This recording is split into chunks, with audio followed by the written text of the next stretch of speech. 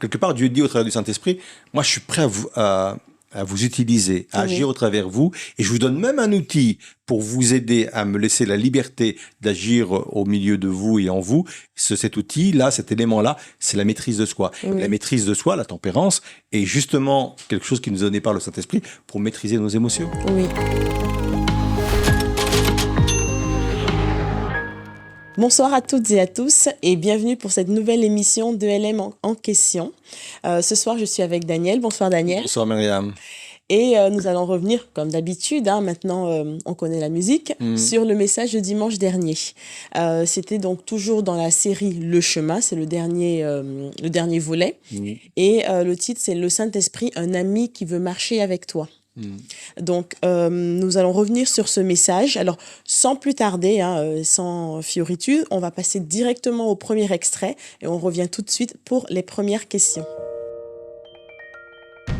Au-delà des dénominations, nous devons tous nous sentir concernés par le Saint-Esprit, car il veut être à côté de chaque croyant. Jean 14, verset 16, c'est le Seigneur lui-même qui le dit. « Je demanderai au Père de vous donner quelqu'un d'autre pour vous venir en aide, afin qu'il soit toujours avec vous. » Et le mot grec qui est à la place du verbe « aider », c'est le mot « parakletos » qui veut dire « appeler quelqu'un pour qu'il soit à nos côtés ». J'aime l'idée que le Saint-Esprit veut me rejoindre sur le chemin de ma vie. J'aime l'idée que le Saint-Esprit veut marcher à mes côtés sur le chemin de ma vie, dans le but de m'aider. Et c'est la raison pour laquelle Jésus a justifié son envoi. Il a dit, je vais au Père et je vous envoie quelqu'un d'autre à ma place, comme Jésus a marché tout au long de son ministère à côté des disciples. On fait chemin ensemble. De la même façon, le Saint-Esprit veut marcher à nos côtés et faire chemin avec nous. Le Saint-Esprit est le membre le plus méconnu et surtout le plus incompris de la Trinité. Nous sommes au clair par rapport à notre théologie sur la Trinité. Nous croyons en Dieu le Père, nous croyons en Dieu le Fils et nous croyons en Dieu l'Esprit. Nous les savons égaux. Il n'y a pas un qui est plus important que l'autre. Chacun a son rôle. Et écoutez bien ceci, c'est un principe qui va être élaboré maintenant.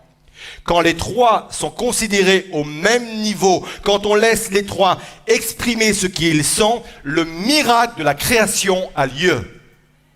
C'est un principe, retenez bien, c'est un principe général qui est encore vrai aujourd'hui. Quand on sait mettre au même niveau les trois personnes de la Trinité, Dieu le Père, Dieu le Fils et Dieu le Saint-Esprit, quand on les laisse s'exprimer correctement, c'est à ce moment-là que le miracle de la création a lieu.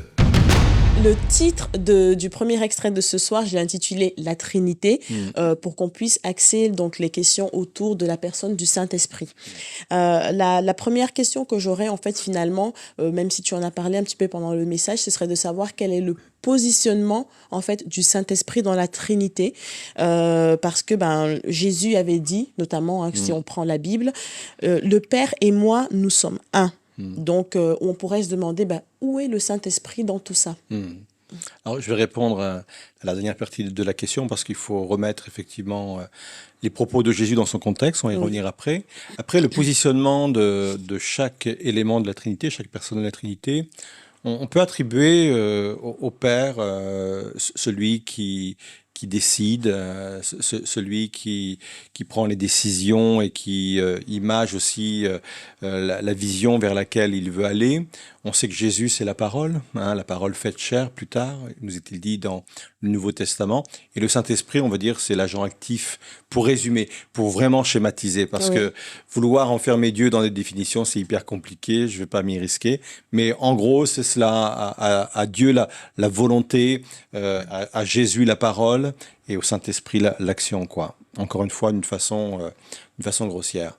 C'est vrai que Jésus a dit, répondant aux Juifs, moi et le Père, nous sommes un, parce qu'il était en fin de compte interrogé sur le fait s'il était ou pas le Messie. C'était ça la question derrière tout ça. D'accord. Et on l'a attaqué sur cela. Et il va dire, mais les œuvres que j'accomplis rendent témoignage que je viens du Père, en fin de compte. En fin de compte, disant que Dieu était son Père, il se déclarait lui-même fils de Dieu. Oui. Et c'était un blasphème pour les religieux de l'époque. D'ailleurs, une fois qu'il a dit ça, il dit, on a bien compris ce que tu as dit. Ils ont pris des pierres et ils voulaient le lapider, en fin de compte, parce que pour eux, c'était un gros blasphème. Donc, en fin de compte, dans cette réponse-là, il ne renie pas le Saint-Esprit, mais comme il était interrogé sur le fait qu'il soit ou pas le Messie, il fait un rapport avec son Père. S'il dit effectivement qu'il est le Fils de Dieu, Oui. et que son Père et lui ne sont qu'un, il est en train d'affirmer effectivement sa divinité et qu'il est véritablement le Messie. Donc, c'était vraiment sur ce sujet-là qu'il était interrogé. D'accord, d'accord. Donc c'est vraiment pas en rapport le fait de mettre à Oui. l'écart le Saint-Esprit, pas du tout. Non, non. C'était par rapport en retour en fait à une question qu'il avait reçue au préalable. Ouais. Oui. Et c'est intéressant à la Trinité par rapport à Jésus parce que au moment du baptême, par exemple, la voix du Père s'est fait entendre. Hein, Oui. Celui-ci est mon Fils bien-aimé, Oui. en qui j'ai mis toute mon affection. Et le Saint-Esprit aussi a rendu témoignage qu'il était avec Jésus puisqu'il est apparu sous la forme, nous est-il dit, Oui. une colombe. Hein. Ouais. Oui.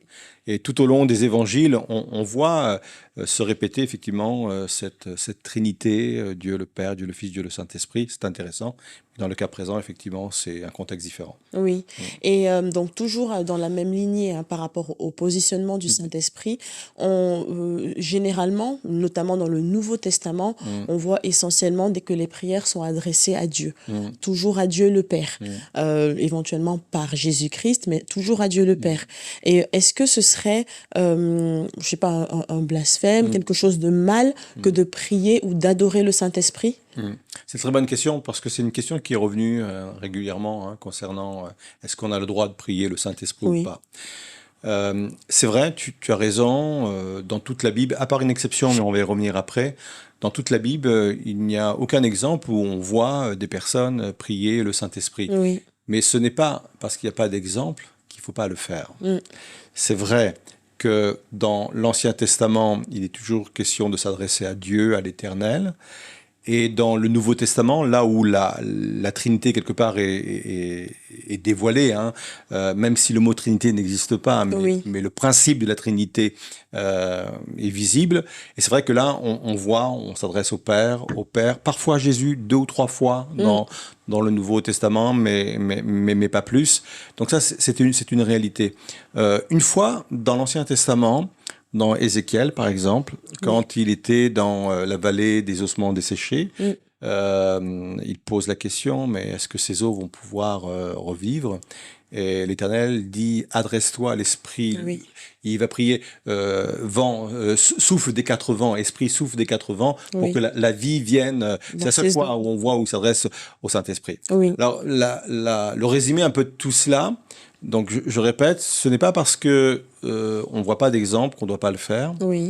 Et puis, si le Saint-Esprit est une personne, si le Saint-Esprit est Dieu, comment je peux pas lui parler? Il est nécessaire quand même que j'ai une communion quand même avec lui. Comment je peux avoir une communion avec lui sans forcément lui parler? Ça me semble difficile à mettre en application. Donc, oui, j'aime respecter le fait que je m'adresse au Père par Jésus-Christ et le Saint-Esprit agit pour accomplir les promesses de Dieu. Ça, c'est un principe, mais je me sens autorisé aussi à parler au Saint-Esprit et que personne ne se sente culpabilisé ou accusé s'il prie le Saint-Esprit, quoi. J'en fais pas forcément une doctrine, mais c'est pas un problème que de s'adresser au Saint-Esprit. Je pense qu'il y aurait un déséquilibre si on ne priait que le Saint-Esprit, par exemple. Oui, tout à fait. Et je pense que là, il faut respecter effectivement la nature de tous ces éléments, toutes ces personnes de la Trinité. Ouais. Oui, parce que c'est vrai que souvent dans les prières, on va s'adresser à Dieu, le Ouais. Père.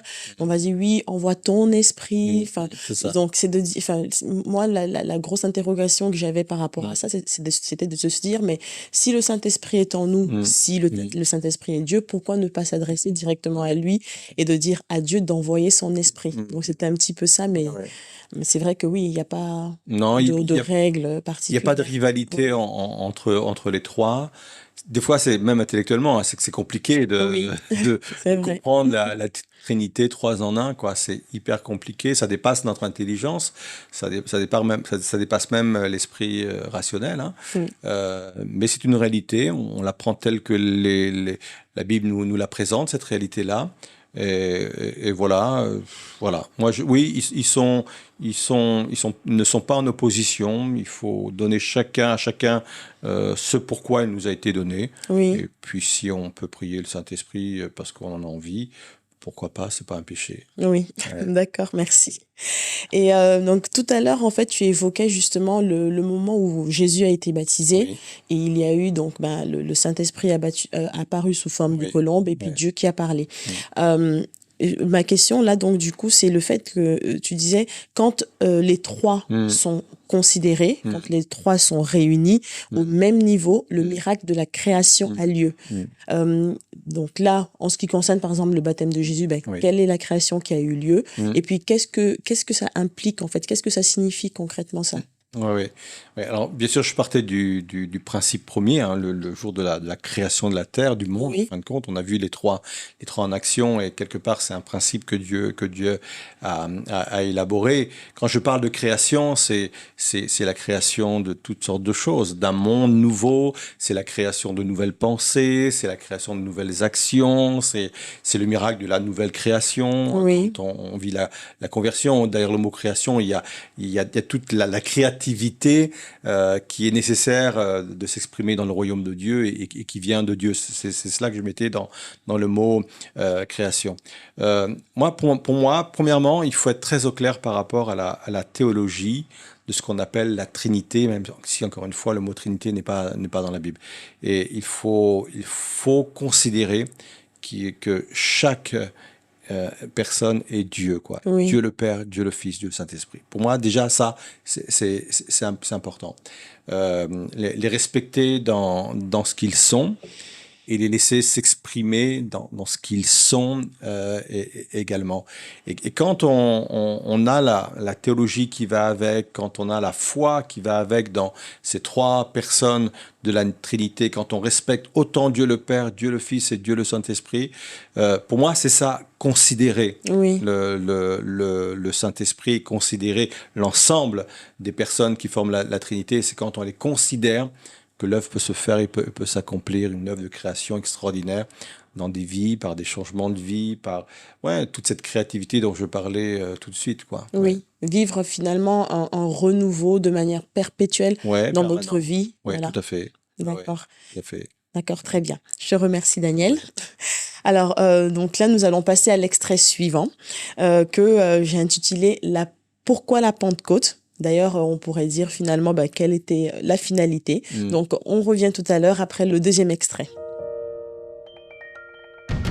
Lorsqu'on parle du Saint-Esprit, la plupart des gens se tournent vers le livre des Actes, parce qu'ils pensent que c'est là que tout a commencé. En fait, le Saint-Esprit apparaît dans Genèse 1:1. Au commencement, Dieu. En hébreu, Elohim. Et Elohim, c'est le pluriel de Dieu. En fin de compte, ce n'est pas un Dieu seul, c'est un Dieu avec plusieurs. Et là, déjà, dès le début, Genèse 1:1, au commencement, Dieu, il est parlé de la Trinité, présent à la création, Dieu le Père, Dieu le Fils et Dieu le Saint-Esprit. Genèse 1, verset 26, « Faisons l'homme pas à mon image ». Dieu n'est pas seul. Il dit, faisons l'homme à notre image. Genèse 1, verset 2, il dit, or la terre était chaotique et vide, les ténèbres couvraient l'abîme et l'Esprit de Dieu planait au-dessus des eaux. Dès le début, le Saint-Esprit était déjà à l'œuvre.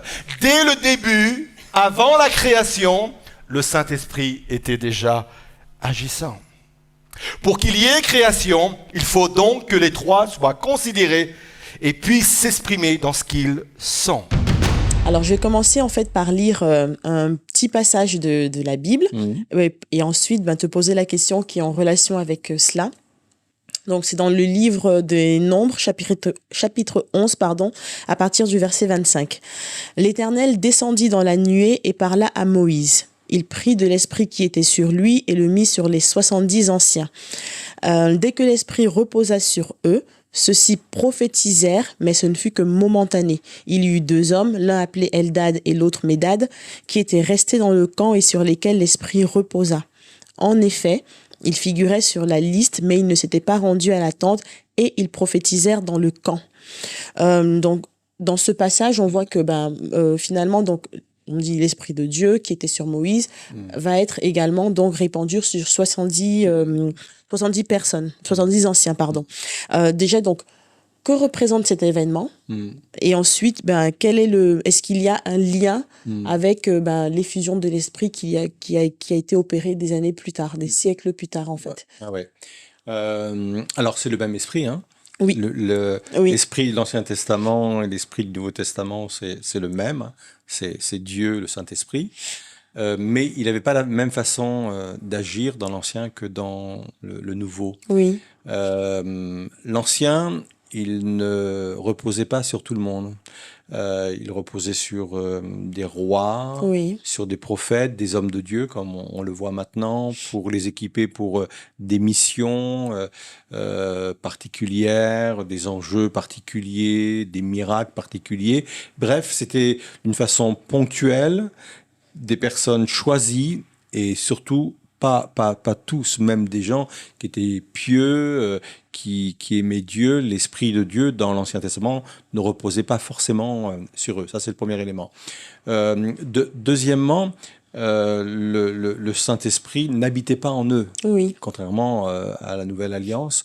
Il reposait dessus. D'ailleurs, quand tu as employé le mot, je crois que c'est reposer, le verbe que tu as utilisé dans ce texte-là, c'est l'idée de quelque chose qui fait une halte sur quelqu'un, qui se pose momentanément sur quelqu'un. Et ça, c'était le propre, effectivement, de l'Ancien Testament, où on venait et on repartait, quoi. C'est pour ça que je parlais dimanche du juge Samson, où il dit à plusieurs reprises qu'il a été saisi par le Saint-Esprit pour tuer le lion ou d'autres actes de force et de puissance dans le livre des juges. Mais c'est tout, il demeurait pas, quoi. La Nouvelle Alliance apporte autre chose, c'est le même esprit, mais il demeure. Nous sommes le temple du Saint-Esprit. Et puis, un autre élément également, dans l'Ancien Testament, en fin de compte, c'était des portions qui étaient données du Saint-Esprit. La preuve, quand Élisée va prendre la succession d'Élie, il va réclamer à l'Éternel, donne-moi une double portion du Saint-Esprit. La portion d'Élie était déjà puissante, était déjà belle, et on serait peut-être plusieurs à se dire, moi je m'en contenterai avec pas mal quand même. Et lui, il dit, moi je veux plus que ça, je veux une double de celle-ci. Donc on sent, on comprend qu'il y avait un certain dosage. Or, dans le Nouveau Testament, le langage change. Il n'est plus question de portion, mais des questions de plénitude du Saint-Esprit. Et ça change tout. Donc on voit effectivement que c'est le même esprit, mais qui n'agit pas avec les mêmes règles. La grâce, en fin de compte, la venue de Jésus est venue apporter quelque chose d'extraordinaire, des choses de beaucoup plus grand, quelque chose de plus puissant. Et ça, c'est formidable, quoi. Et donc, quelque part, je pense que tu as un petit peu entamé la réponse pour la question suivante. C'est de dire, donc, pourquoi la Pentecôte? C'est de dire, si l'Esprit de Dieu agissait déjà, pourquoi est-ce qu'il a fallu que les disciples vivent finalement la Pentecôte? Pourquoi est-ce qu'il a fallu, alors que Jésus avait dit une fois à Pierre, si tu sais que je suis Seigneur, c'est mon Père qui l'a révélé. Mais pourquoi, dans ce cas-là, ils avaient besoin encore de vivre la Pentecôte avec l'effusion du Saint-Esprit. Justement, pour venir déclarer effectivement une nouvelle ère, en fin de compte, Oui. avec le Saint-Esprit. C'est le commencement d'une nouvelle ère. Et c'est intéressant parce que dans la chambre haute, ils étaient 120. Oui. Ils furent tous remplis du Saint-Esprit. Je pense qu'ils avaient été 200. Ça aurait été pareil. 300, c'était pareil. Il y a l'idée derrière de dire tous. Et ils venaient accomplir donc une promesse qui avait été faite par le prophète Joël. Oui. Dans les derniers temps, je répandrai de mon esprit sur toute chair. Oui, c'est vrai. Et ça ne veut pas dire que tout le monde est rempli du Saint-Esprit, mais tous ceux qui sont nés de nouveau et qui ont vécu la conversion avec Dieu, et là on ne parle même pas de baptême dans le Saint-Esprit, toutes les personnes qui sont nées de nouveau sont devenues le temple du Saint-Esprit. Et ça, c'est formidable. On n'a pas besoin d'être roi, on n'a pas besoin d'être prophète, on n'a pas besoin d'avoir une mission particulière. Tous les jours de notre vie, pour aller faire nos courses, pour aller faire nos études, pour aller travailler, pour prendre la voiture, tout ce que vous voulez, on est le temple, le Saint-Esprit est en nous, quoi. Mais je pense qu'on a besoin de reconsidérer ça, quoi. On le sait intellectuellement, on en parle, on a eu des textes, mais le Saint-Esprit habite en moi. Oui. Ça doit changer toute ma façon d'être, ma façon de faire, ma façon de parler, ma façon d'agir.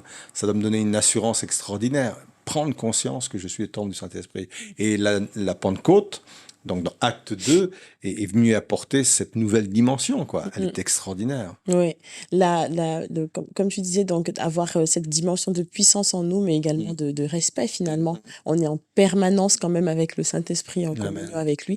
Et d'ailleurs, une fois, j'ai entendu un témoignage d'un monsieur, alors je sais plus qui c'était à l'époque, qui lui avait une telle, comment dirais-je, une telle connaissance de la présence de Dieu en lui qu'il était en permanence en fait avec son chapeau avec son chapeau retiré justement en signe de respect parce qu'il avait vraiment cette profonde connaissance de Dieu en lui. Donc c'est extraordinaire effectivement d'avoir cette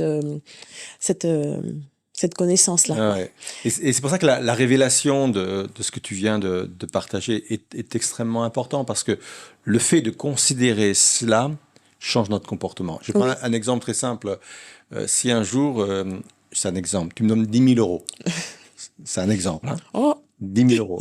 Et que en liquide, toi, en plus, en liquide. Je ne te demanderai pas d'où ça vient, mais 10 000 euros en liquide. Et que je les mets sur moi. Et que je commence à me promener dans la rue. Je peux te dire, je ne vais pas avoir le même comportement avec 10 000 euros sur moi que si j'avais 10 euros sur moi. Je crois que toutes les 5 minutes, je vais mettre la main dans la poche intérieure. L'enveloppe est toujours là. Je ne vais pas faire le fou. Je ne vais pas courir partout. Je ne vais pas faire des galipettes, comme dit, etc. Si 10 000 euros sont capables de changer notre comportement, la réalisation, la compréhension que le Saint-Esprit est en nous, que nous sommes le temple du Saint-Esprit, et même au-delà de notre poche intérieure, en nous, ça ne peut que révolutionner notre façon d'être, quoi. C'est vrai. Notre façon de faire, quoi. Complètement, c'est vrai. On ne peut pas avoir la même attitude et de vivre, alors sans dire qu'on a peur, mais être justement dans la sainte crainte tout à fait. de tous les comportements qu'on peut avoir, ce qu'on peut dire et même penser. Ça va complètement changer notre manière d'être. Effectivement. Et alors justement, c'est pas mentionné là, mais j'avais une question en plus. Tu l'as légèrement évoqué dans ton message par rapport au fait que quand l'Esprit vient sur nous, il est en nous, il demeure. Et ce n'est pas comme à l'époque où il était un petit peu retiré et tout. Ouais, c'est important de le savoir, parce que le Saint-Esprit, c'est pas quelqu'un qui part ou qui c'est un peu comme j'avais expliqué une fois sur un message, le fait de perdre son salut, quoi. Et c'est le même principe en fin de compte. C'est que on n'est pas parfait, et que forcément à un moment donné on va pécher, malheureusement. Hein. Peut-être pas dans les péchés d'autrefois quand nous étions sans Dieu, mais quoique, ça peut arriver. Hein. Il y a pas de sujet sur cela. Et c'est pas important que le Saint-Esprit va partir, c'est pas pour autant que je vais perdre forcément mon salut. c'est de persévérer en cela qui fera qu'à un moment donné, il y a quelque chose qui va se passer. Mais c'est sûr que le Saint-Esprit ne pourra pas s'exprimer en moi. Oui. Donc il va être atrophié, il va être attristé, pour reprendre un terme biblique. Hein. Oui. On peut attrister le Saint-Esprit, donc il va pas se manifester. Donc si je n'ai pas une vie qui correspond aussi à ce que Dieu attend de moi, j'aurais du mal à manifester la puissance nécessaire qui est véhiculée par le Saint-Esprit en moi, parce que le Saint-Esprit n'aura pas toute la liberté de s'exprimer en moi, quoi. Oui. Et c'est ça l'enjeu, et il ne demande pas de s'exprimer dans des gens parfaits, hein, parce qu'encore une fois, il pourrait jamais s'exprimer. Mais ma soif, mon désir de plaire à Dieu, voilà, mon désir de laisser de côté certaines pratiques pour aller de l'avant, permet que le Saint-Esprit qui est en moi puisse se développer et s'exprimer de mieux en mieux, quoi. Mm-hmm. Mais encore une fois, j'insiste sur le fait que c'est pas quelqu'un qui part, qui vient, qui part, qui vient, qui part, qui vient. Il reste, il est plus ou moins atrophié, plus ou moins attristé. Et l'idéal, c'est qu'il puisse avoir toute la liberté pour s'exprimer, quoi. Ouais. D'accord. Je te remercie pour cet éclaircissement. Et donc, nous allons passer à l'extrait suivant, qui concerne cette fois-ci le passage où tu parlais du déséquilibre et de l'équilibre. Le Saint-Esprit est une puissance extraordinaire. On va voir ensuite l'étendue de son œuvre. Et nous ne l'avons pas toujours utilisé d'une façon équilibrée. Deux extrêmes nuisibles et toxiques sur l'enseignement du Saint-Esprit. Il y a les cessationnistes qui diminuent l'œuvre du Saint-Esprit, qui partent du principe que le Saint-Esprit c'était quelque chose qui était bon pour les premiers disciples, les premiers apôtres, et que les manifestations du Saint-Esprit sont arrêtées avec les premiers apôtres. Ça, ce sont la première partie, les cessationnistes, c'est nuisible, c'est toxique pour l'enseignement concernant le Saint-Esprit, mais il y a aussi les sensationnistes. C'est quoi cette bête-là ? Ce sont ceux qui sont à l'excès et qui laissent cours à toutes sortes de dérives. L'apôtre Paul, qui est un homme qui a beaucoup reçu sur la connaissance du Saint-Esprit, il suffit de lire ses épîtres, je pense à l'épître de Corinthiens, je pense même aux épîtres d'Éphèse. Le Saint-Esprit était vraiment son domaine de révélation et de connaissance. Déjà à son époque, il voyait déjà la dérive d'utiliser le Saint-Esprit d'une façon déséquilibrée. Je vais prendre un exemple, et lui-même le prend dans 1 Corinthiens 14, 23. On ne va pas se fixer uniquement sur cet exemple-là, mais d'une façon générale. Il va dire ceci. Supposons donc que l'Église entière s'assemble et que tous se mettent à parler en des langues inconnues. Si de simples auditeurs ou des non-croyants entrent là où vous vous trouvez, ne diront-ils pas que vous êtes fous? L'apôtre Paul prend un cas précis. On ne va pas s'arrêter sur ce cas précis, on va parler d'une façon générale. Un cas précis où dans cette église de Corinthe, on exerce la vie de l'esprit, mais on le fait d'une façon déséquilibrée. Paul dit, si quelqu'un de l'extérieur entre et vous voit agir de la sorte et exercer la vie de l'esprit de cette façon-là, d'une façon déséquilibrée, ils vont dire que vous êtes tous fous. Je vous l'ai dit, ça allait piquer. Écoutez bien ceci. Sous le couvert de manifestation de l'esprit, nous avons parfois assisté à des choses effrayantes, bizarres. Mais vous savez quoi ? C'est pas le Saint-Esprit qui est bizarre. Ce sont les gens qui sont bizarres. Le Saint-Esprit, il est équilibré, il est saint, il est parfait, il est Dieu. Alors, donc, dans l'extrait qui vient de passer, tu as évoqué, en fait, donc, les cessationnistes et également les sensationnistes. Mais moi, je vais m'attarder, en fait, plus sur le dernier point. Quand tu parlais du fait que être rempli de l'esprit ne signifie pas qu'on va faire des choses complètement irrationnelles. Est-ce que, du coup, est-ce qu'on pourrait dire que avoir des comportements incontrôlés, ça ne vient pas du Saint-Esprit, mais que ça vient plutôt de nous? Parce que tu disais que ce n'est pas le Saint-Esprit qui est bizarre, mais ce sont les gens qui sont bizarres. C'est ça. C'est ça. Et en rappelant effectivement que le plus grand ennemi à la manifestation du Saint-Esprit, c'est le déséquilibre. Oui. Ceci dit, non, ça ne veut pas dire que toutes les situations qu'on a vécues où on avait l'impression que les gens n'étaient pas contrôlés ou ne gardaient pas leur contrôle, ça ne veut pas dire que c'était pas forcément du Saint-Esprit, quoi. Mm. Donc, moi, tu me connais, j'évite d'être absolu sur des sujets et Oui. j'aime chercher l'équilibre. Même s'il est vrai qu'à un moment donné, il est dit que l'esprit du prophète est soumis au prophète. Et là, on voit que on a la possibilité de contrôler quand même ce qui nous arrive. Mais il peut arriver effectivement qu'il y ait des situations où les gens se laissent un peu aller dans la vie de l'esprit et peuvent faire des choses qui peuvent sembler irrationnelles. Et c'est là où l'un des dons spirituels est important, c'est celui qu'on appelle le don de discernement des esprits. Tout à fait. Moi, il y a des manifestations auxquelles j'ai assisté qui m'ont mis très mal à l'aise, et puis il y en a d'autres où je me sentais en paix, quoi. J'ai assisté à des choses, je me suis dit, oui, c'est pas mon truc, j'ai pas vu ça souvent, mais tu sens au fond de ton cœur te dire...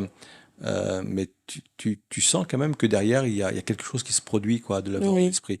Et c'est là où le discernement effectivement, des esprits est très, très important, et évitons effectivement d'être absolu par rapport à ce que l'on voit, quoi. D'accord. À ce que l'on voit. Parce que du coup, le regard en fait porté sur les comportements irrationnels, ce n'est pas spécialement forcément d'une personne extérieure, mais c'est du chrétien. Parce Oui. que je veux dire, dans la Bible, c'est écrit également que le message de la croix est une folie en fait pour les autres. Ouais. Du coup, Moi, je pense encore une fois, hein, l'équilibre, quand ça vient du Saint-Esprit, même les personnes extérieures ne seront pas choquées par ce qui se passe. oui, Le problème, c'est que très souvent ou majoritairement, on se laisse aller à nos émotions. Et oui, c'est quand nos émotions prennent le dessus d'accord. qu'il peut y avoir dérive et parfois créer une atmosphère de mal-être ou de malaise. Je reprends l'image que j'avais déjà prise une autre fois, parce que pour moi, elle est clé aussi, cette image de la composition de l'être humain entre corps, âme et esprit. Oui. C'est très important pour moi. Et je reviens régulièrement dessus quand j'enseigne sur la vie de l'esprit. Je prends ça en premier parce que c'est très important. Le corps, on sait, pour s'exprimer, a besoin de 5 sens pour pouvoir évoluer avec le monde. L'âme, lui, a trois éléments que sont les émotions, la volonté et l'intelligence. Et l'esprit, lui, a 3 éléments également, que sont l'intuition, c'est ce moyen par lequel Dieu est capable de nous parler, la conscience, Oui, qui nous donne cette sensibilité par rapport à ce qui est bon et mauvais, et puis la communication. Et quand le Saint-Esprit agit en nous, il doit agir au niveau de notre esprit et pas de notre âme. Et parfois, bien sûr, quand on agit sur le Saint-Esprit, sur notre esprit, pardon, le Saint-Esprit peut avoir un impact sur notre âme. C'est pour ça que parfois les émotions aussi peuvent être touchées. On voit des gens pleurer, par exemple, etc. Et on a vu aussi Jésus tressaillir de joie par le Saint-Esprit. Donc, mais l'importance, c'est pas de laisser nos émotions prendre le dessus sur notre esprit. Parce que quand les émotions prennent le dessus sur notre esprit, ça vient quelque part barricader, enfermer, diminuer l'œuvre que le Saint-Esprit veut faire au niveau de mon esprit. J'espère que j'ai pas été très technique dans ce que je viens d'expliquer. Et c'est là où on doit nous contrôler nos émotions pour permettre à ce que le Saint-Esprit aille encore plus profondément dans son œuvre qu'il accomplit au niveau de notre esprit, le nôtre à nous, au niveau de notre conscience, au niveau de nos intuitions, qui donne un esprit de révélation, etc., etc. Et ça, pour moi, il faut bien connaître cela parce que ça nous permet de garder un équilibre. Parce que parfois, on a vu des gens crier. Je veux pas dire que au départ, il n'y avait pas de mouvement du Saint-Esprit, mais ils n'ont pas su peut-être gérer les émotions par rapport à ce que le Saint-Esprit leur permettait de vivre.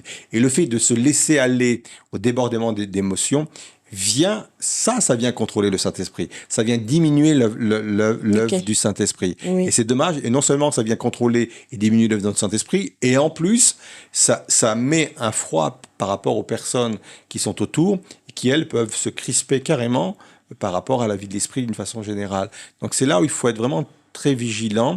Ça s'apprend, ça s'enseigne aussi. C'est pour ça que je veux enseigner l'équilibre dans le domaine de la vie de l'esprit, parce qu'on est conscient que les manifestations du Saint-Esprit sont nécessaires et indispensables, quoi. D'accord, très bien. Oui, là, du coup, c'est très, très clair, hein, parce que c'est du coup la manière dont tu as expliqué, en fait, donc, ce point-là. Quelque part, une fois de plus, ça vient répondre à la question suivante. Parce que la question suivante était de dire, si jamais, en fait, on maîtrise nos émotions et on maîtrise nos gestes lorsqu'il y a une manifestation du Saint-Esprit, est-ce que ce ne serait pas justement le contrôler ou justement vouloir prendre le dessus sur lui? Mais j'imagine qu'avec cette réponse, c'est pas ça, en fait. On peut même la compléter dans ce sens, c'est que justement, au Saint-Esprit de prendre le contrôle de notre âme, plutôt que de nous laisser aller aux émotions, ou même à notre volonté.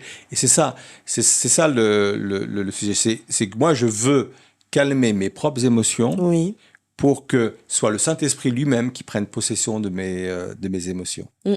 Et parfois, peut-être qu'il y aura des éclats, hein, parce que ça s'est vu également, mais parfois, il dira non, les émotions, tu les laisses de côté, laisse-moi travailler en œuvre. Parce que parfois, on a une caricature de la manifestation ou de ce que pourrait être la manifestation du Saint-Esprit.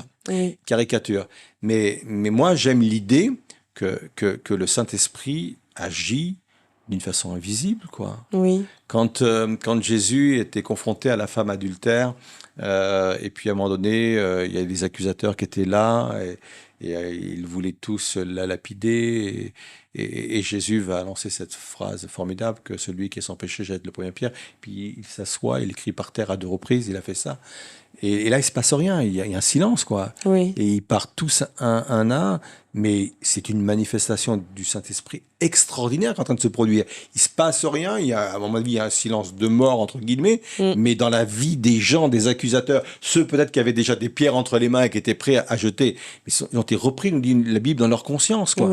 Quelle puissance, quoi. C'est dans leur vie, dans leur âme, il y avait une tornade, quoi. Il y avait un feu, il y avait un tremblement de terre qui a fait qu'ils ont posé la pierre et ils sont partis. Parce que quand on voit la virulence des opposants du temps de Jésus, quoi, qui étaient prêts, à lapider facilement, ils avaient le lancer de pierre facile, quand même. Oui, c'est vrai. Ils avaient le lancer de pierre facile parce que c'était des gens passionnés, quoi. On a vu comment Saul de Tarse agissait à l'égard des chrétiens. Donc, pouvoir les désarmer comme ça, retirer leur colère, leur haine qu'ils avaient par rapport à tout cela, mais quelle puissance du Saint-Esprit en eux.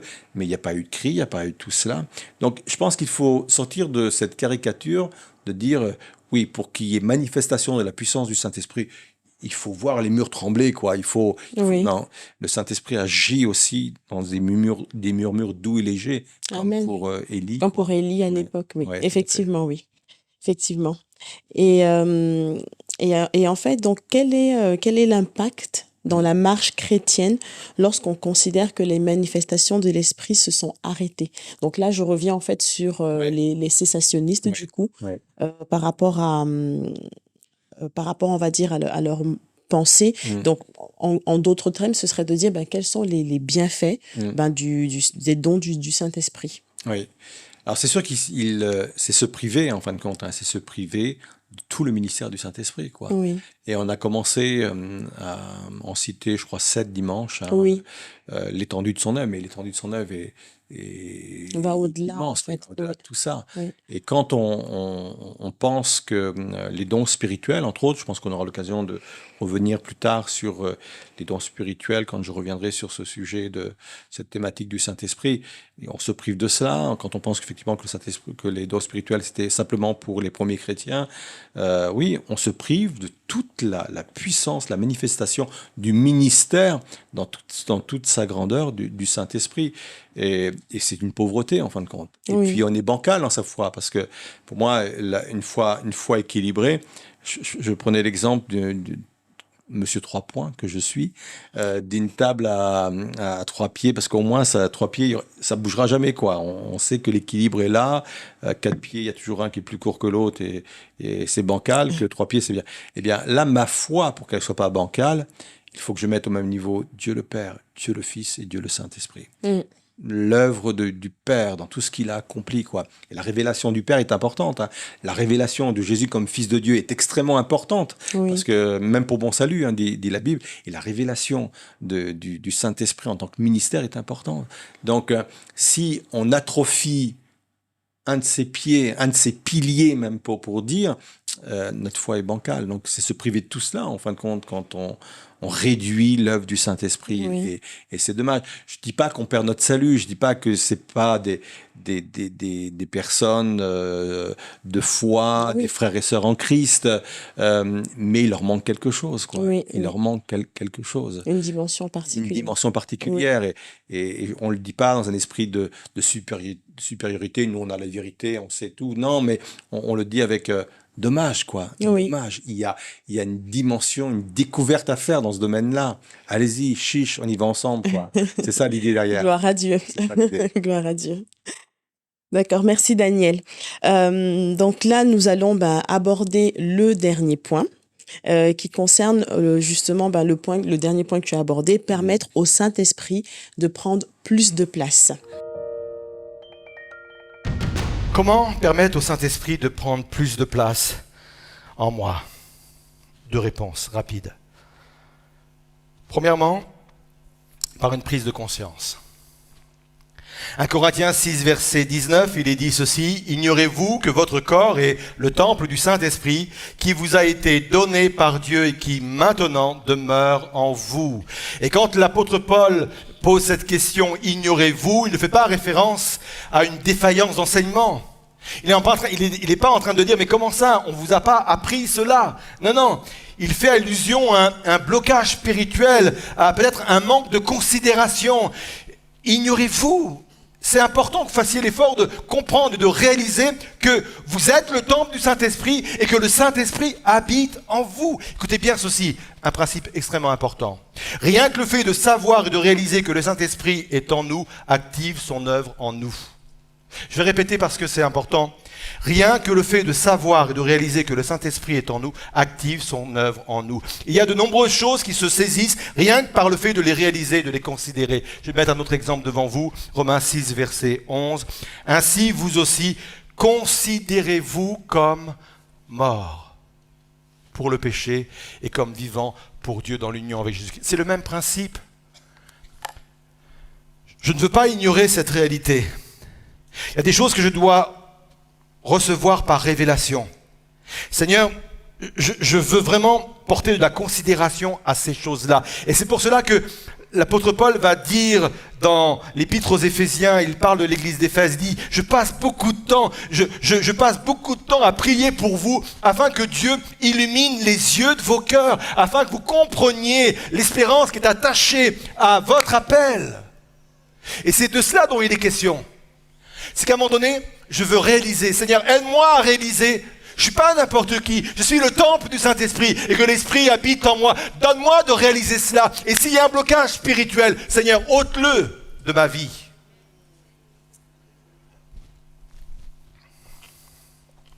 Comment permettre au Saint-Esprit de prendre plus de place en moi? Par une prise de conscience. Et enfin, par une plus grande soif. Évangile de Jean, chapitre 7, versets 37 et 38. Si quelqu'un a soif, c'est Jésus qui parle. Vous savez, c'était dans la période de Pentecôte et il y avait toute une symbolique à cette époque avec l'eau. On raconte même que pendant cette période-là, les enfants prenaient de l'eau et les jetaient sur les passants. Bref, il y avait tout un rituel avec de l'eau et les rabbins de l'époque, les juifs, les religieux de l'époque, utilisaient l'eau à ce moment-là. Et Jésus va se lever en plein milieu de la fête et va dire, si quelqu'un a soif, puisqu'on est en train d'utiliser l'eau, puisqu'on l'agite comme ça, comme symbole, si quelqu'un a soif, qu'il vienne à moi et que celui qui croit en moi boive. Car comme le dit l'Écriture, des fleuves d'eau vive jailliront de lui. En disant cela, il faisait allusion à l'Esprit que devaient recevoir plus tard ceux qui croiraient en lui. En effet, à ce moment-là, l'Esprit n'avait pas encore été donné parce que Jésus n'était pas encore entré dans sa gloire. Permettre au Saint-Esprit de prendre plus de place. Donc, c'est le dernier point que tu as évoqué pendant ton message. Est-ce que tu pourrais développer ce que tu entends par blocage spirituel quand tu évoques en fait la prise de conscience que le Saint-Esprit vit en nous, ce dont tu as parlé dans ton message? Alors, le terme blocage spirituel, je vais le mettre à deux niveaux. Oui. Je n'exclus pas le fait qu'il y ait derrière toute une stratégie que je vais nommée diabolique, hein, même si je suis quelqu'un qui ne voit pas le diable partout. Mais là, je suis convaincu que sur ce point-là, il y a une vraie stratégie spirituelle, diabolique derrière tout cela. Un peu comme il est dit à un moment donné dans les Épîtres où le Dieu de ce siècle a aveuglé le monde pour qu'il ne voit pas briller la splendeur de l'Évangile. Et je pense qu'il y a des blocages comme cela pour nous maintenir dans l'ignorance, parce qu'on l'a déjà dit, l'adversaire de nos âmes est celui qui règne dans l'ignorance. C'est son domaine, c'est son milieu, c'est l'atmosphère dans laquelle il se plaît. Parce que quand il maintient quelqu'un dans l'ignorance, eh ben, il le maintient loin des principes du royaume de Dieu, loin de l'ampleur, de la puissance du royaume de Dieu. C'est pour ça que Jésus a dit, vous connaîtrez la vérité vous affranchira, vous rendra libre. Donc, il y a cette notion de blocage spirituel qui, pour moi, est peut-être aussi un blocage, et j'assume le terme, diabolique, quoi. Oui. Après, il y a nos propres blocages spirituels.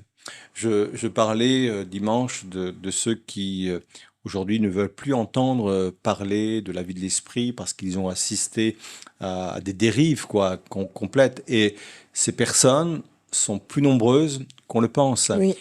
Suite au message de dimanche, plusieurs personnes sont venues me voir dans le hall d'entrée et sont venus discuter librement avec moi de ce sujet. Certains me remerciant et affirmant effectivement que eux ne voulaient plus entendre parler de la vie d'esprit parce qu'ils ont assisté à des fois à des dérives, à des choses qui les ont refroidis, entre guillemets, et à juste titre, hein, à juste titre. Donc ça a créé en eux un blocage spirituel. Et ce type de blocage spirituel a besoin d'être levé, ils ont besoin de se réconcilier avec ces vérités, ils ont besoin d'être apaisés, hein, rassurés par rapport à ces vérités. Ça fait partie d'un blocage spirituel. Je pense que le manque de soif, aussi de connaître ces choses-là, ces vérités-là et de les vivre, peut être aussi un blocage spirituel. Le manque de connaissances, bref, voilà. Là, je parle de la connaissance personnelle vis-à-vis de cela, l'intérêt qu'on pourrait y apporter, peut-être un blocage spirituel. Je pensais à toutes ces choses-là quand j'ai parlé de blocage spirituel. Ouais. D'accord, très bien. Je te remercie. Et en fait, tu disais donc que pour voir l'esprit agir au milieu de nous, il faut rester biblique. Donc, là, je vais évoquer par exemple le passage justement de la Pentecôte, quand l'Esprit de Dieu est descendu sur les disciples. Donc, ils sont tous mis donc à prophétiser, et aussi à parler en d'autres langues. Donc, ceux qui les voyaient disaient, oh, comment est-ce qu'ils disent des choses aussi merveilleuses sur Dieu dans nos langues? Mais il y en avait d'autres qui se moquaient parce qu'ils disaient qu'ils étaient ivres. Donc, s'ils disaient qu'ils étaient ivres, ça veut dire qu'ils avaient forcément certainement des attitudes assez équivoques. Donc, dans ce cas-là, c'est quoi rester biblique dans le fait comment dirais-je, de voir l'esprit agir au milieu de nous? Rester biblique, c'est déjà mettre le Saint-Esprit à sa place, comprendre comment il fonctionne, comment il peut nous utiliser. Et je pense que c'est important de la façon dont les choses ont été dites, à savoir que l'important, c'est pas que j'ai plus de puissance, mais que l'esprit est plus de moi. Et c'est ça qui vient équilibrer. C'est ça la notion biblique pour moi de mon rapport à l'esprit. Et d'une façon plus précise par rapport à l'exemple que tu viens de citer, en fin de compte, le miraculeux, il était surtout dans le fait que ces hommes et ces femmes parlaient des langues qu'ils n'avaient jamais apprises, et que ces langues correspondait effectivement aux personnes, au peuple qui étaient présents, Oui. Lors de cette fête à Jérusalem. Ça, c'était le côté miraculeux et c'est le côté waouh. Comment alors ils ont pu effectivement déduire qu'ils devaient être ivres? Parce que certains les entendaient parler une langue qu'eux-mêmes ne connaissaient pas. Parce Oui. qu'ils avaient plusieurs langues. Ils disaient, mais c'est du charabia, ce qu'il dit. Pas pour celui qui, lui, était dans Qui cette langue. comprenait. Oui, bien sûr. Les autres, ça. Oui. Donc, en plus, il devait les connaître, ou tout au moins, on s'était aperçu. Jérusalem, c'était un grand village quand même à cette époque-là. C'est une image, bien sûr, mais c'était quand même un grand village. Il raconte n'importe quoi. Donc, il y avait cette idée-là. Et puis aussi, le fait peut-être qu'ils étaient 120 quand même. Ils étaient 120 qui sont mis à prier ensemble. Ça devait faire un brouhaha, je pense que de faire un brouhaha. Et pas de souci avec le brouhaha quand il est conduit par le Saint-Esprit. C'est sûr, quand le dimanche matin, on est plusieurs centaines à chanter, ça fait du bruit. Et peut-être que les voisins se disent aussi, peut-être, mais qu'est-ce qui se passe dans ce bâtiment? Je crois que maintenant, ils ont l'habitude. Oui. Mais voilà, je pense que c'était tout ça qui fait que ouais, ils sont bizarres, ces gens-là, quand même. Ils sont bizarres. Bah, sans doute qu'ils ont dû abuser un peu plus qu'il ne fallait de l'alcool. Donc, pour moi, biblique, c'est ça. C'est oui, laissons le Saint-Esprit nous utiliser Oui. sans tomber dans des extravagances et on verra l'œuvre de Dieu. Tu sais, je pense que tu as entendu parler de toutes ces manifestations qui a pu y avoir lieu, et on a mis derrière le nom de Réveil de Toronto, etc., Oui. et d'autres avec des excès farfelus, quoi. Choses qui s'appelaient comme cela, où on imitait des bruits d'animaux en disant c'est par le Saint-Esprit qu'on le faisait. Les gens titubaient en simulant le fait qu'ils étaient ivres du Saint-Esprit, ou des gens qui tombaient dans le rire aussi, ils riaient, ils ne pouvaient plus s'arrêter, etc. La seule chose qui est intéressante d'analyser quand on est face à des phénomènes comme cela, et ça s'est répandu au Canada et ailleurs, mais quel est le fruit de tout ça? Oui. Quel est le fruit de tout ça? Quand tu fais l'analyse de toutes ces choses-là, le fruit, c'est qu'il y a eu beaucoup d'églises qui se sont divisées suite à ça. Or, le Saint-Esprit est un esprit qui apporte la paix, Oui. c'est un esprit qui réconcilie, c'est un esprit qui développe, qui multiplie, pas qui divise, quoi. Donc, quand on voit le fruit de tout ça, des fois, on voit des églises aussi qui se laissent aller, toutes sortes de manifestations. Je suis pas quelqu'un qui juge les églises. Moi, je suis pour la diversité des ministères, la diversité des églises, et il faut qu'il y ait une grande tolérance entre nous. Mais on a été quand même témoins parfois de certaines choses, mais on s'aperçoit que si ça venait de l'esprit, pourquoi ces églises, demain, ne grandissent pas ou n'ont pas des fruits probants, quoi, probants. Donc, moi, ça m'interpelle tout cela. Moi, je suis prêt à accepter le fait que parfois il y a des choses avec lesquelles, intellectuellement, ça passe pas. Mais si ça vient de l'esprit, je l'accepte et je m'y conforme. Quand je vois les fruits que ça pourrait porter derrière, je dis, tant mieux, quoi. Oui. Tant mieux. Seigneur, bénis-les. Moi, je le vis pas. Pour l'instant, j'ai une approche un peu particulière par rapport à cela. Mais Seigneur, si c'est un moyen que tu utilises pour en bénir d'autres, bénis-les. Donc, Amen. le fruit est intéressant. Voilà. Biblique, je pense qu'il faut le rester. Je pense qu'il y a assez de choses dans la Bible, justement, pour nous permettre de revenir à l'équilibre. Et c'est ça un peu l'objectif de ce qu'on va partager, ce qu'on a partagé dimanche, de ce qu'on va partager dans les jours à venir. Restons équilibrés, parce que on ne veut pas que nos déséquilibres nuisent à la manifestation du Saint-Esprit au milieu de nous. Et quand il est dit ne méprisez pas les dons spirituels, on a souvent jugé les personnes qui, eux, étaient en opposition ou en retrait par rapport à cela. Et on a oublié que cette recommandation, elle était avant tout pour ceux qui exerçaient les dons spirituels. Oui. Ne méprisez pas le don spirituel, ça veut dire ne faites pas n'importe quoi avec les dons spirituels que le Seigneur vous a donnés. Oui. Et on a une grande responsabilité par rapport à ça, parce que on le voit bien. Oui, il y a eu de l'abus. Moi, je crois que la Bible nous amène à l'équilibre. Oui. C'est pour ça que je disais, faut rester biblique. La Bible, Dieu lui-même, Dieu est un esprit saint, donc saint dans tout l'essence du terme, c'est-à-dire un esprit équilibré, quoi. Et plus on reviendra à la parole de Dieu, plus on reviendra à Dieu lui-même, plus on sera équilibré dans notre fonctionnement de foi. C'est ça un peu l'idée qu'il y avait, restons bibliques. Oui, et finalement, en fait, donc, pour conclure, c'est de dire un petit peu comme l'explication que tu as donnée tout à l'heure, que l'esprit de Dieu qui agit dans notre esprit prenne le dessus finalement sur notre âme, donc sur notre émotion, dans la manière, dans notre gestion finalement de notre vie spirituelle. Ouais. Ce n'est pas de rechercher en fait de tout ce qui est sensationnel pour vivre l'extraordinaire ou le miracle, c'est par des choses ordinaire de la vie. Amen. Et ce qui est formidable, c'est que le Saint-Esprit nous donne la possibilité de vivre ce que tu viens de partager au travers du fruit de l'Esprit. Parce que dans le fruit de l'Esprit, il y a plusieurs éléments du fruit de l'Esprit, dont la maîtrise de soi. Et la maîtrise de soi, elle est là, justement, Dieu dit, quelque part, Dieu dit au travers du Saint-Esprit, moi, je suis prêt à vous utiliser, à agir au travers vous, et je vous donne même un outil pour vous aider à me laisser la liberté d'agir au milieu de vous et en vous. Cet outil-là, cet élément-là, c'est la maîtrise de soi. La maîtrise de soi, la tempérance, est justement quelque chose qui nous est donné par le Saint-Esprit pour maîtriser nos émotions. Oui. Et tout ça vient s'équilibrer, quoi. Oui. Et encore une fois, c'est resté biblique, ça. Effectivement. Merci, Daniel. Je t'en prie. Donc là, nous touchons donc à la fin de notre émission. Avant de terminer, on va quand même aborder le fait que vendredi prochain, il y aura donc la réunion de prière. Justement, il y aura la réunion de prière. Et est-ce que tu voudrais nous dire quelque chose par rapport à ça en plus? Oui, depuis quelques vendredis, donc on a cette thématique-là aussi de la vie de l'esprit.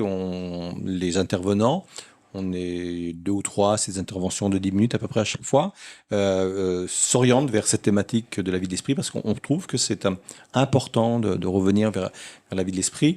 Et puis, ce qui n'est pas possible peut-être au nombre que l'on est le dimanche dans l'église, l'est davantage par rapport à un vendredi soir où, on n'est pas en direct non plus, donc il y a une plus grande liberté. On est 200-300, ça ne veut pas dire qu'il faut qu'on reste 200-300. Hein. Non, effectivement. On a dit, celui qui n'est pas là d'habitude, qu'il vienne. C'est vrai, tout à fait. Mais ça donne plus de possibilités, effectivement, et beaucoup plus de liberté. Et on veut vraiment que les dons spirituels puissent s'exercer aussi dans ces temps-là. Parce que je crois, et on aura l'occasion de le développer, mais je crois que Dieu veut donner des dons aussi, paroles de connaissance, paroles de révélation, de sagesse, etc. Donc venez. Venez. Et parce que c'est un moment vraiment extraordinaire. Et ceux qui viennent, généralement, reviennent. Amen. Et se disent pourquoi je ne suis pas venu avant, quoi. Parce que c'est vraiment particulier, on vit des moments forts, des moments de communion aussi, des moments où on prie les uns avec les autres, les uns pour les autres, on prie pour des thématiques précises, et là, on va beaucoup plus loin que dans un culte, quoi. Ouais. D'accord. Je te remercie, Daniel. Et donc, je vous dis déjà à demain pour la réunion de prière, et sinon, à très bientôt pour une prochaine émission de LM en question. Bonne soirée à tous. Au revoir.